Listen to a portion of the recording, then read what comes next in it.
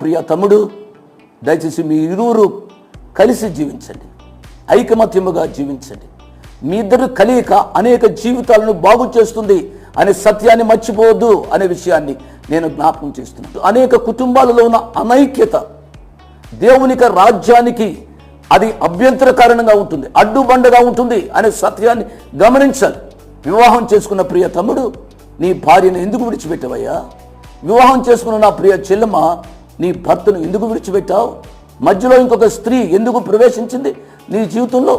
నేను మనవి చేస్తున్నాను, నువ్వు పెళ్లి చేసుకున్నప్పుడు ప్రమాణం చేసావే, మరణము తప్ప ఏది కూడా మనను వేరు చేయకూడదు అని ప్రమాణం చేసిన నీవు నీ యొక్క జీవితంలో నీ భాగస్వామికి ఎందుకు నమ్మకంగా లేవు అనే ప్రశ్న నిన్ను అడుగుతున్నాను. కాబట్టి ఈ భార్య భర్తలు అపోల్లో తదుపరి పౌలు గారు చేసిన పరిచర్య మూలంగా ఎఫెసులో సంఘము స్థాపించబడినట్లుగా